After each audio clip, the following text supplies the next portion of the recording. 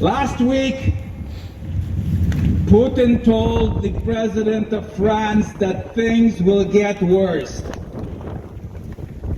And then they did. He attacked a nuclear power station, endangering not only Ukrainians in Ukraine, but the whole population of Europe.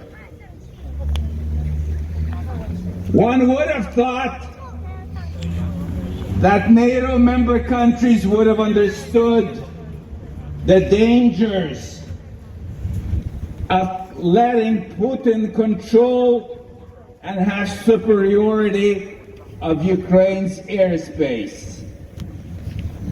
Instead, NATO member countries made a major blunder this week.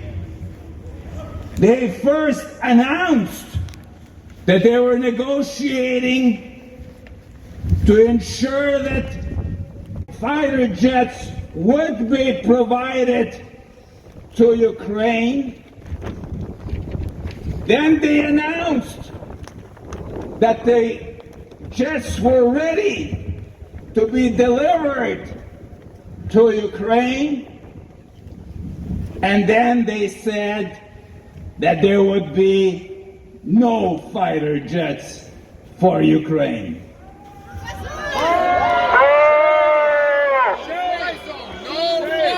That type of message only emboldens Putin to go further. And he did. He intensified his shelling, and he broadened the territory by attacking Western Ukraine. Russia will be using chemical and biological warfare against Ukraine. We have just finished, not even fully, fighting against a pandemic called COVID-19. Whenever somebody uses biological warfare, one endangers the whole world with another COVID-19. And worse, if we don't want to live a COVID-22 that will be even more devastating, we need to ensure a no-fly zone in Ukraine. And Ukraine is not even asking NATO member countries to enforce the no-fly zone. Ukraine is simply asking the NATO member countries to deliver fighter jets in order for Ukraine to impose a no-fly zone and to stop the shelling of Ukraine's population, of civilians, of hospitals, of maternity wards, of schools, of children. That is what we all need to ensure that NATO member countries understand. When they argue that to deliver fighter jets to Ukraine will be to get involved in the war between Russia and Ukraine, that is not a good argument, because they are delivering Javelin missiles, Stinger missiles. Why not deliver what Ukraine needs the most? Fighter jets, drones, and helicopters in order for Ukraine, not NATO, Ukraine, to impose a no-fly zone and to stop the shelling.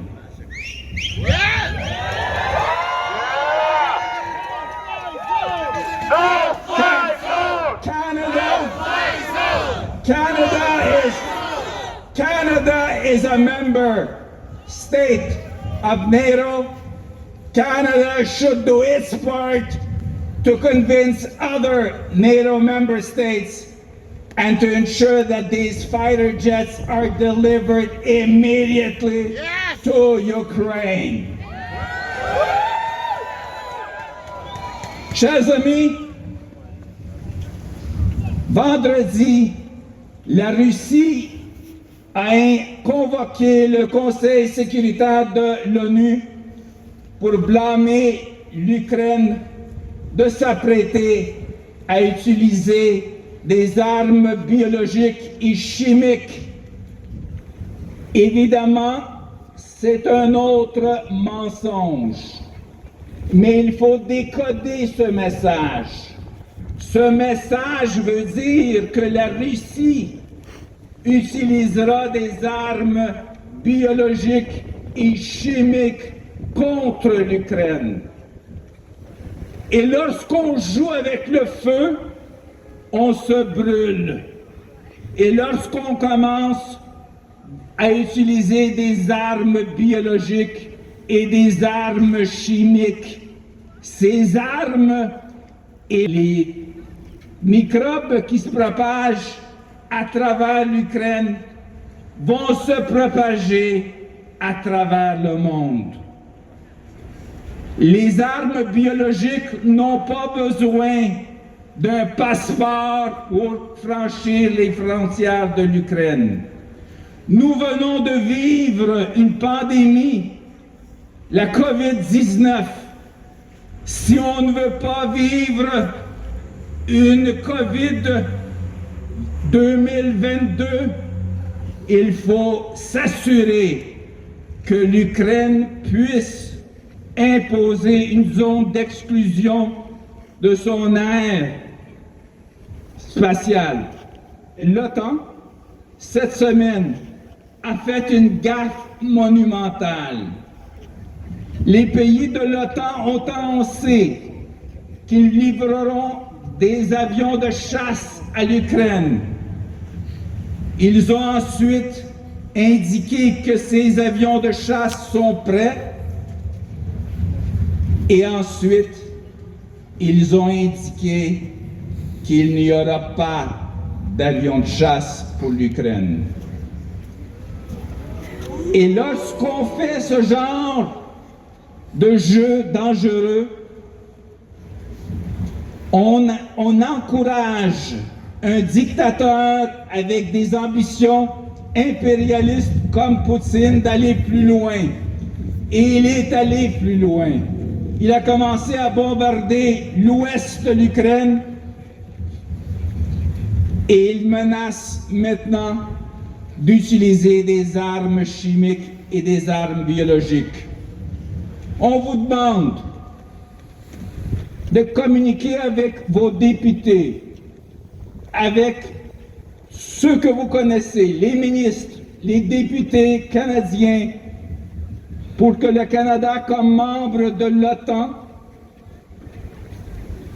fasse sa part pour que des avions de chasse, des hélicoptères, des drones soient livrés à l'Ukraine et pour que l'Ukraine, non pas l'OTAN, l'Ukraine impose une zone d'exclusion de son aire.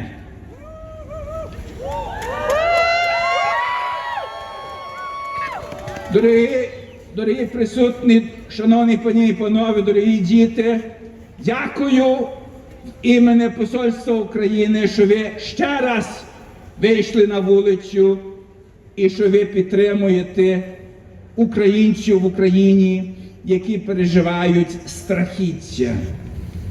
Я вас закликаю, щоб ви кожного дня молилися за Україну.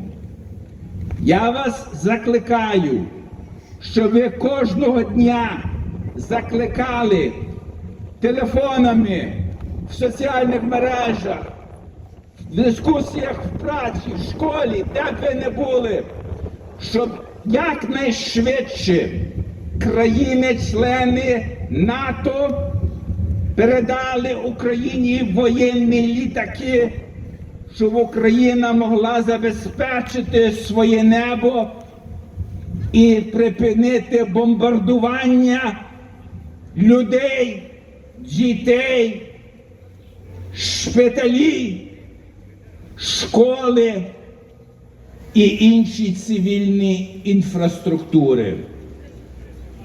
Закликаємо, аж доки Україна не буде контролювати своє небо. Дякую вам за вашу підтримку. Закликаю вас до активної роботи. Закликаю вас до гуманітарних пожертв. І закликаю вас відгукуватися на всі заклики Конгресу українців Канади, а зокрема Провінційної ради Квебеку і Монреальського відділу, і дійсно далі активно, щоб ми працювали для добра української справи. Слава Україні!